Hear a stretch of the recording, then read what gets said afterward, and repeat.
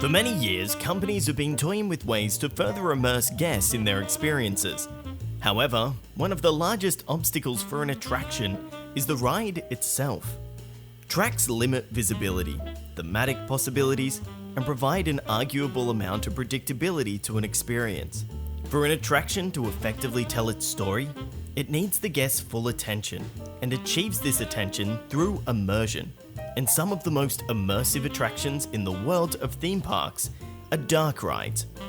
When you hear the word dark ride, most people immediately think of classic Disney attractions like the Haunted Mansion or Peter Pan's Flight.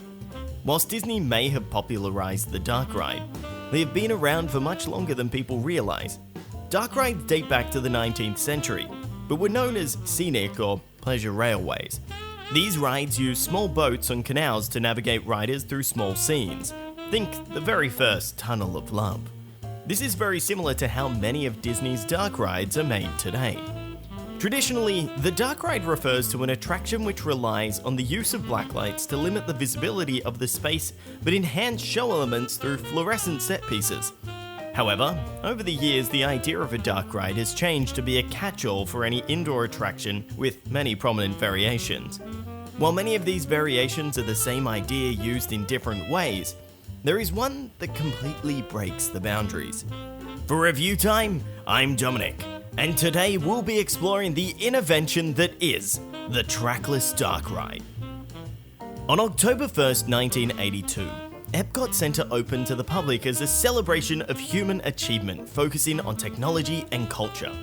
It was referred to as a permanent World's Fair, as the park didn't feature lands but pavilions. One of these pavilions, tucked away near the entrance to the park, was Universe of Energy. Sponsored by ExxonMobil, the pavilion explored the history and innovations of energy technology. Featured in the attraction were large traveling theater cars.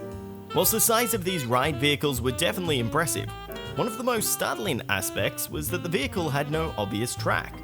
Instead, it used magnets to follow a tiny wire in the ground, giving the illusion that the ride was trackless. This technique was reworked from the warehousing industry, where it was used to move boxes from one point to another. A few years later, Disney used this same ride system to tell an even grander story with the Great Movie Ride.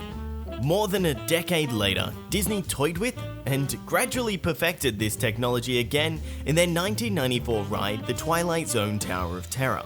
The elevator cabs within the attraction are self-propelled automated guided vehicles that lock into the vertical elevator shafts.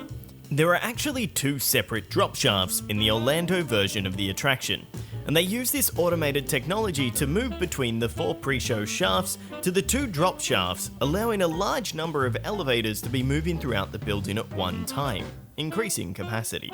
The usage of these original trackless technologies were for specific and specialized purposes. The wire works for the large theater, but in smaller, faster situations, it can't keep up. Tower works well for its system, but it's also one of the main causes of shutdowns.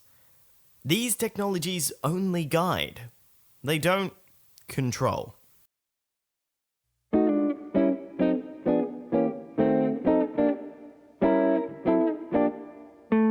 On September 4th, 2000, Disney Imagineering opened Pooh's Honey Hunt at the Tokyo Disneyland Park.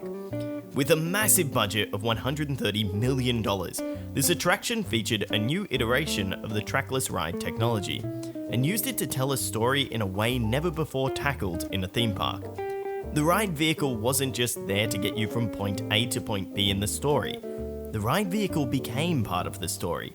Instead of emulating a traditional two-dimensional fixed track, this new technology allows the vehicles to utilize the attraction space in a three-dimensional manner.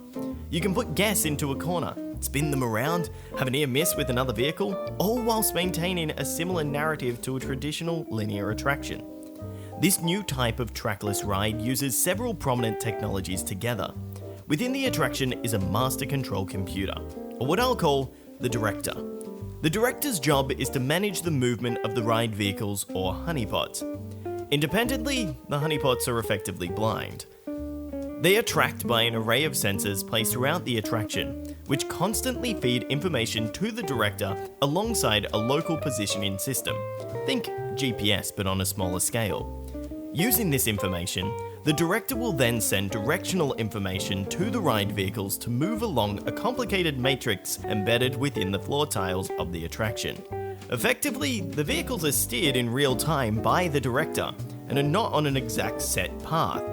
This means that the attraction can accommodate for surprises like a slip of a wheel or abrupt stop, and maneuver the vehicles in just fractions of a second to keep a steady ride flow and avoid downtime.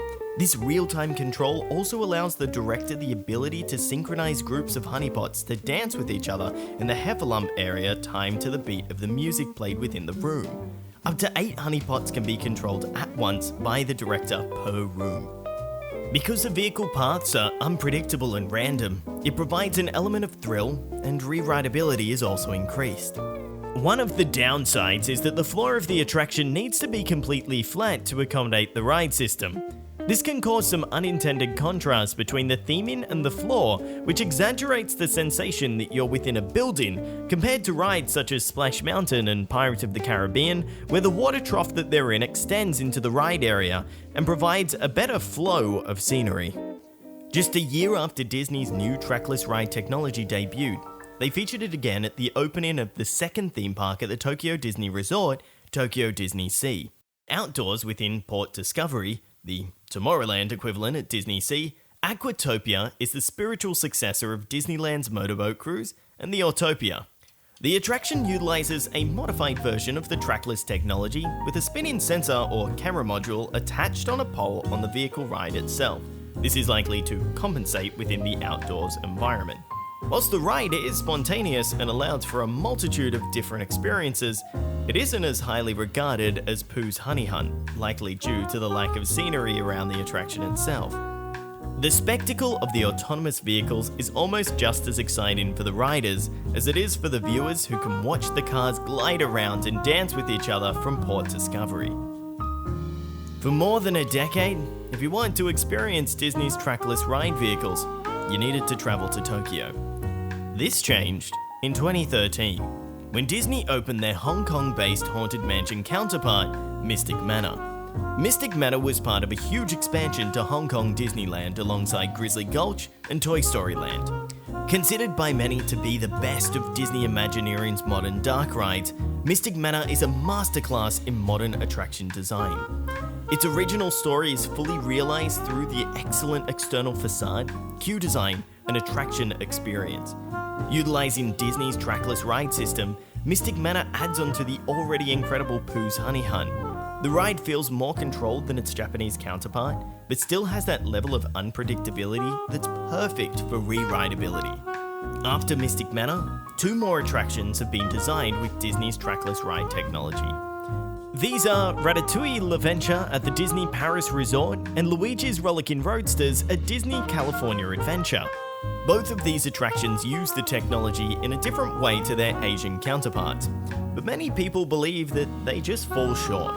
Ratatouille is brought down by its reliance on screens that are poorly implemented, and a lack of any real utilization of the trackless ride technology.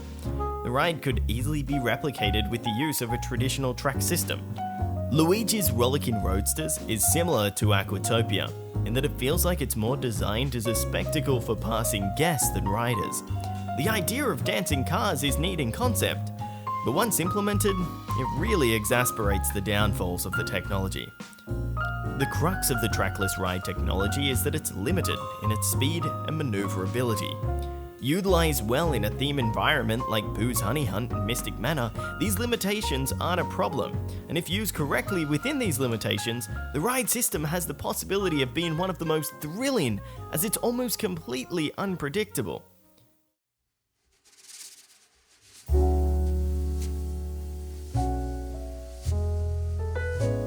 These latest uses of the system feel as if Disney is just looking for an excuse to use the technology, instead of utilizing it to its fullest potential.